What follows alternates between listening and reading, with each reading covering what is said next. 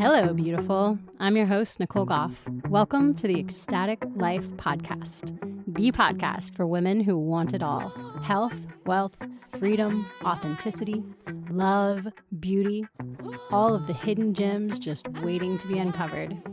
This is the podcast for women who are ready to discover their inner creatrix, to discover their inner manifester, and who want to find the ecstatic in every day. Hello, and welcome back to the Ecstatic Life Podcast. I am here today on a solo cast, and I would like to talk about how home birth can make your life more ecstatic. And I do not believe I have told my birth stories on my own podcast. However, there are a couple of other podcasts that I have been interviewed on telling my full birth stories for all 5 of my children. And in fact, I will link these. In fact, I have a couple podcast interviews I did with my eldest daughter, who has had one son. I have a grandson, and she told her birth story and I told my birth story together. Really beautiful. I will link them so you can listen to the full thing. But to sum it up, I have run the gamut of experiences of birth, from hospital birth, birth center, home birth, to mostly unassisted. I would not call it a free birth necessarily. It was planned to be a free birth, but at the last minute, I found someone, a wise woman, to come and sit with me. And so through this whole spectrum of experiences that I have had in the birth world, also through my doula training and the courses I took to learn about free birth before I had my 4th daughter, I have really gathered such vast amount of knowledge and experience in this area. And I would love to share now why I think that taking matters into your own hands is the most important aspect. So empowering yourself to be your own care provider is a very important subject to me. And when it comes to reclaiming the birth world as a woman, as a sovereign woman, being able to take that power back into your own hands to make decisions for yourself and for your baby, to me, is super important. So I'll start by giving you an overview of my births. I won't go into the full birth stories because that is a good hour worth of telling in and of itself, but to give more of the Cliff Notes version, with my first daughter, my 19-year-old, I had a unplanned pregnancy. I was engaged to her dad, but I didn't think that I could get pregnant after a series of surgeries. I had had several surgeries. I was told that I couldn't carry kids. And so when I went into this pregnancy, I was definitely afraid. I thought I was high risk. I was afraid that the baby was going to, quote unquote, fall out, which was kind of what I had been told, like after having all these surgeries and my cervix was mostly cut out, that I wouldn't be able to hold a baby in. Well, it turns out that was complete and utter bullshit. I started off with my care under an OB, and a male OB at that. And a few months into it, he said, you're not high risk. There's nothing wrong with you. In fact, this worry of the baby, quote unquote, falling out is the opposite problem that you're going to have to worry about, because your cervix is such a mass of scar tissue. It's probably going to be, difficult to push through it. So there was no risk of miscarriage, as I was led to believe. I had also had an ectopic pregnancy previously, and that was another thing I had been brainwashed by my OB into believing I was susceptible to and was a worry. So there was all this fear that was put on me, and these surgeries were done to me when I was very young. I was a teenager. So there was all this fear put onto me, and I really internalized that. And so I had so much fear originally going into it.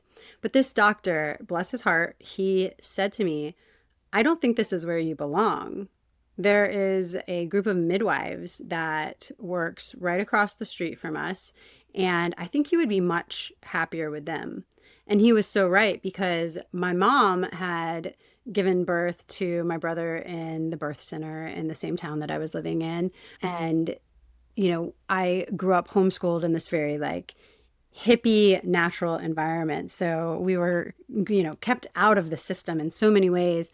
And, homeopathics were the go to, not being taken to a pediatrician.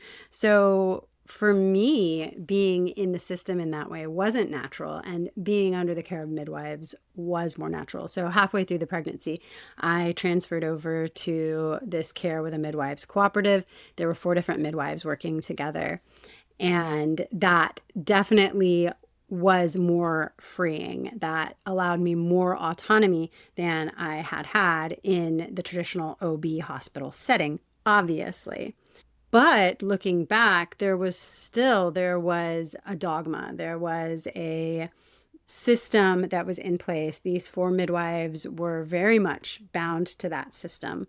And I was lucky that I didn't have any complications, no reason that I had to be transferred. I was able to have my firstborn in the birth center, and it was, a beautifully empowering experience for me, especially as a very young woman. I was 22 when I had her.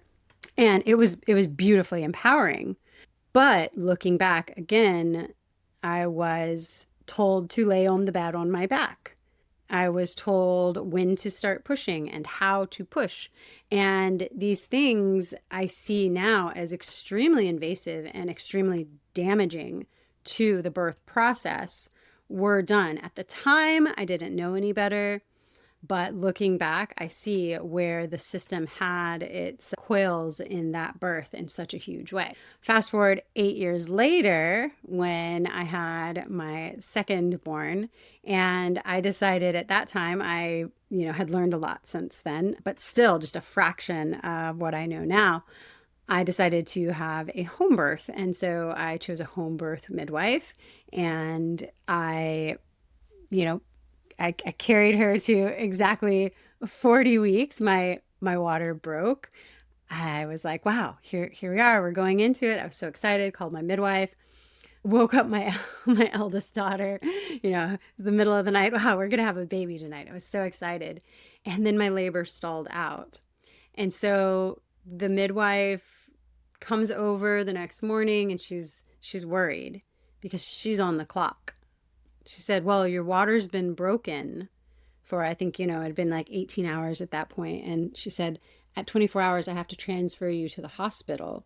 And that was devastating to me. Like, I didn't realize there was this rule, which I now know that, this isn't always a necessary thing to do. It might be sometimes, but, I hadn't had any cervical checks or anything like that. I definitely could have gone longer than 24 hours, but I listened to my midwife. I chugged castor oil and did every other thing I could and got the labor started, and was able to have her at home at almost exactly 24 hours after my water broke. But the disturbance, and it wasn't, I didn't have to go and get Pitocin or things like that they do in the hospital, but that managing of that labor, I see now again as very invasive. And I thought that experience was so empowering, to have that home birth. And I look back now at the pictures, and I can see like the gloved hands of my home birth midwife, like in the water in the birth tub and things like that. And that again, I'm like, was that necessary? No, probably not. The disturbance that happened was not necessary. The disempowerment in those situations that happened, again, it was not necessary. And I'm not saying that I'm blaming my midwife, and she was a beautiful midwife, did a beautiful job, very grateful to her. But my lack of education and the rules that these midwives are governed under. So for my third, I was back in the area where I grew up, and the birth center where my brother was born at was available. I was in transition in between buying a house, and so we were living in a rental. And I thought, you know what, I want to have my third in the birth center where my mom went. I'd heard stories about it, and it just seemed like such a beautiful option. A beautiful old historic house. It just seemed like such a beautiful option. And I went through my pregnancy visiting these midwives under their care, and I loved it. And then the day of my labor, I went in, or I called when my water broke and I went into labor, and I found out that both of the midwives that run the place that I'd been working with through the whole pregnancy were gone doing some sort of a conference, and that there were two student midwives that were left in charge. And that another mama had gone into labor that morning and had beat me to the birthing center and gotten the main room. So I came in and I was sent to the upstairs room, which was smaller, and I labored up there for a very long time and was not progressing, and I was I was not comfortable and I was not being attended to very well. I decided I wanted to go home to try to sleep because in that unfamiliar place I was unable to rest. So I went home to take a nap. I nursed my then 2 year old, and that sent me into full blown labor and contractions. Just, I mean, I went from like, 10% to like 90%, boom. And I should have stayed home right there. I should have stayed home in my bed where I was and had my baby there, and one of those midwives could have come out even and attended me, but I should have stayed where I was. But instead I had my husband and my mom drive me back to the birth center, where I got into a birth tub, and the midwives did not come back and check on me. The birth tub got cold. I went into transition. I hadn't eaten in more than 24 hours. I hadn't been taking good care of myself. And as I said, not being attended by these student midwives, they hadn't been making sure I was staying hydrated and, having any nourishment. And so my blood sugar dropped, I got cold, and I got very scared because I hit transition. And I didn't know this at the time, but I know now that most women, when they hit transition, they experience a feeling, an existential crisis, a feeling like they're going to die, their baby's going to die, something's wrong with them. They have like a panic. This happens to 75% of mothers. And that had happened in my other two births, but this was something I was never educated on. And so I experienced that as intuition telling me something is wrong. And I asked my mom and my husband to drive me to the hospital, which is funny because I was going through downtown right by the university in the middle of the day, and there are like business people and students like having lunch in cafes, and we're stuck in downtown traffic at lunch hour. And my mom's my mom's car didn't have air conditioning at the time. Her air conditioning had broken. And so I'm in the back seat on hands and knees with the windows rolled down in Florida in April. So it was hot, windows rolled down, and I am laboring. I am screaming.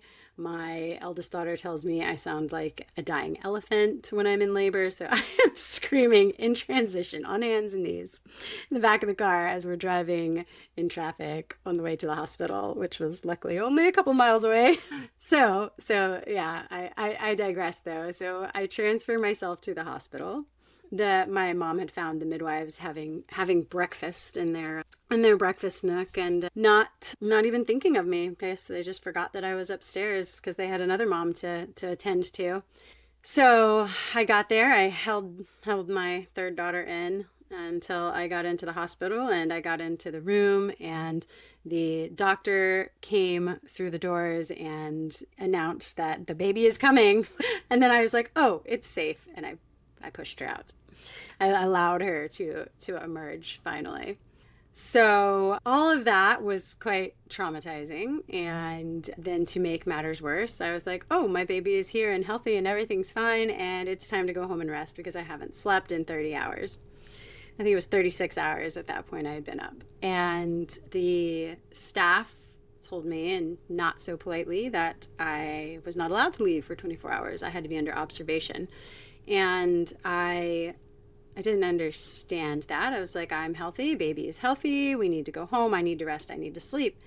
And they essentially threatened me with CPS if I took the baby against their recommendations that somebody could come visit me.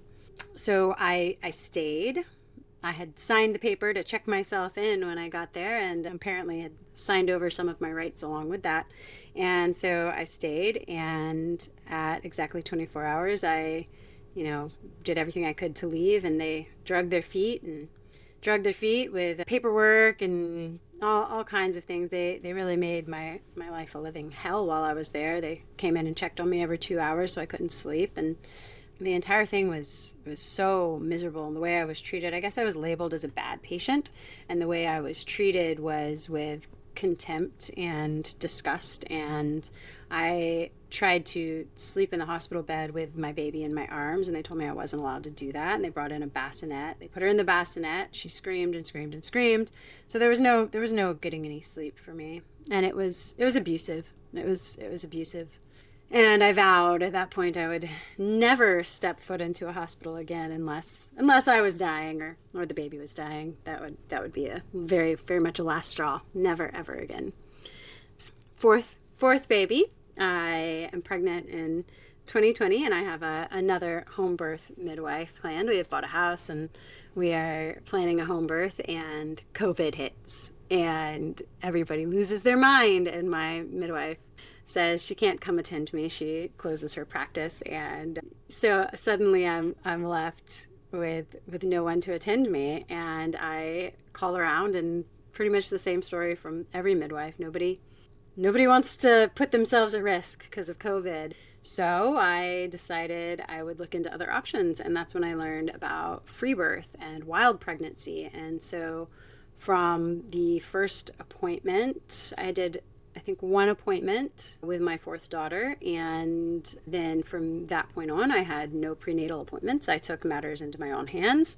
I really worked on my health and nutrition. I did the brewer's diet for pregnancy. I took a course on free birth and physiological birth, and did everything I could to educate myself and my husband, and he was totally on board. And so we were going to autonomously birth just at home, just us and our family, with no one attending. And I felt very cool and able to do this. And I bought equipment. I bought a Doppler. I bought all the supplies that I needed. I bought emergency supplies, everything I could get my hands on, sutures and everything else that I could get my hands on in case there was any kind of emergency. And I vowed that I would stay out of the hospital unless it was a life-threatening situation. And I educated both me and my husband on what was and what was not a life-threatening situation.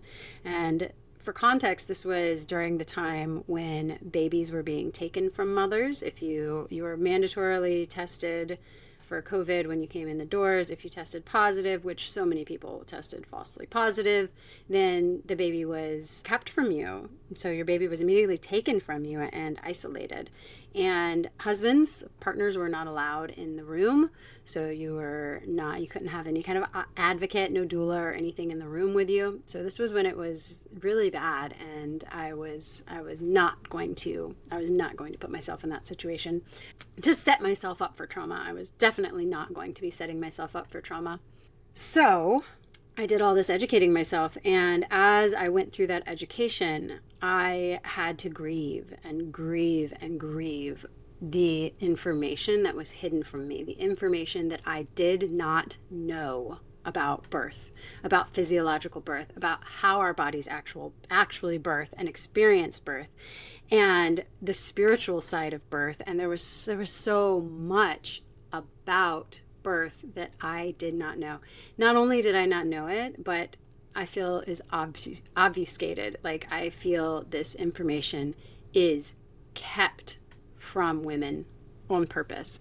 And so there was such a grieving process for me that I had already had 3 babies, that this was my 4th baby, and how little I knew. I knew the tip of the iceberg about what birth actually was, what pregnancy and birth and conception actually were. And so much came alive for me. So much came online during that pregnancy. I felt so empowered in this knowledge, and that was such a beautiful thing. But coming to the end of the pregnancy, I think I was 36 weeks, so very end of the pregnancy, and I realized my baby was breech.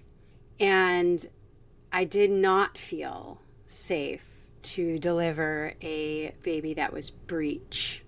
And so I engaged with the system. I engaged with the home birth midwives that abandoned me, the midwives that abandoned me for the previous pregnancy, for my third, during that labor, the ones that caused all of that trauma, or I shouldn't say they caused, the ones that were the catalyst for that trauma, transferring to the hospital, they were the only midwives operating anywhere near me. And so I re-engaged with them very, very reluctantly. But I was scared. I was scared. I did it out of fear. I was scared that I wouldn't be able to handle a breech birth at home. And what if there was an emergency? So meanwhile, as I am engaging with them, I am going to chiropractor and acupuncture and doing spinning babies, and all of these things to try to encourage my baby to turn.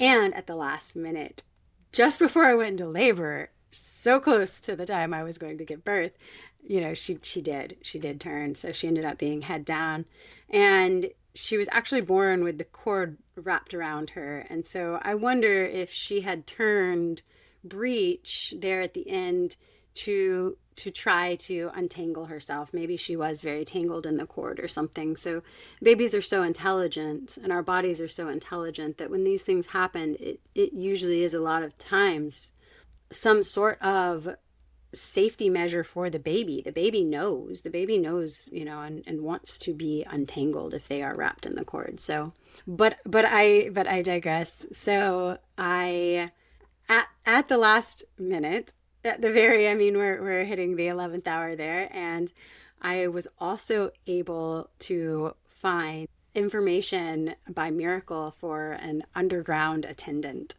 and an underground midwife at the time, who was able to come out and attend me. And so I did not need to engage with those midwives after all. And even though my baby had flipped right at the end, I still decided to have this underground midwife, this birth keeper, out. And Taylor Bland is who she is, and I have done a podcast with her, an interview with her. So that, is a few podcasts back. I can link back to that in the show notes if you want to hear that whole story. But I did have her there, and she held space for a 3-day labor. My water was broken for 3 days. She held space as I navigated everything on my own, and me and my husband navigated everything from the cord being wrapped around my baby's neck, the entire thing. It was very, very autonomous, and that was by far my best birth. It was such a beautiful experience, and my daughter was just born so peaceful, and so in tune and in her body, and just the way when she was born, she looked right into my eyes, and she was just so aware. And I know it was because of the peace and the autonomy that I experienced both in that pregnancy and that labor and birth. And in postpartum too, there wasn't the disturbance that had happened previously. And that birth just opened me up in so many ways.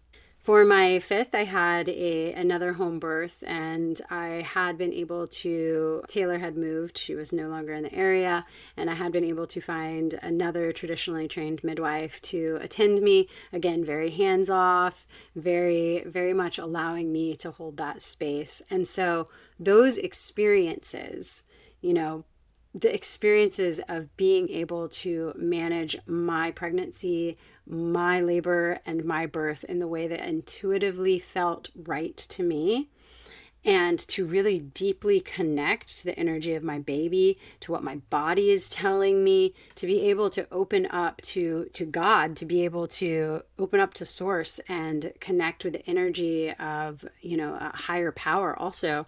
There's a very mystical experience that can be had in birth, and to be able to tap into that because I was undisturbed, because I was allowed to have my full range of experience, actually have a physiological birth with no micromanaging happening. There is no cervical checks. There is no, nothing. Nobody put their hands on me or checked me in any way that, unless I asked for assistance with something, no one was there to do anything to me or tell me to do anything.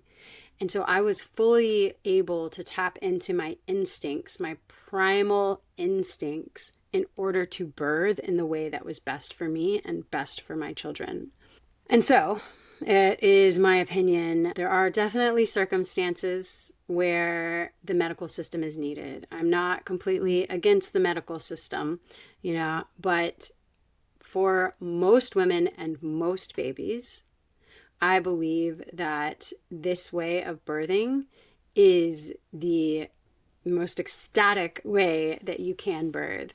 And I'm not against having a wise woman there to hold space. I believe that it is so important to have that, a traditional midwife, in the sense that a midwife is supposed to be there to hold the space, to hold the energy, and to offer advice when needed, in case there is an emergency, in case there is something that comes up that is out of the woman's scope to handle on her own. But a midwife who is committed to allowing the autonomy of both mother and child. And so I would recommend, if you want more information about this, Indie Birth is who I did my doula training through. I would recommend binging their podcast and all of the information that they have put out. And they are very much leaders in the sovereign birth movement. And if you are looking for someone to walk the path with you, I'm available through auroraholisticbirth.com. I do conception, pregnancy, birth, and postpartum coaching, and I would love to walk this path on this journey with you. Also, I want to let everyone know that I will be taking 6 weeks off of Ecstatic Life podcast in order to rebrand and relaunch for season 2. So I am going to come back after the holidays, and I will have a new look and a new studio and all kinds of fresh new things going on. The mission is still the same: to bring you practices and modalities and lifestyles that can make your life more ecstatic. We will be getting a makeover. So during that 6 weeks, I will be releasing some of the interviews that I have been on. So some of the podcast interviews with other podcasters that I have been on, and also the most liked videos that I have done in the last year. So thank you for being here with me, and stay tuned. Bye.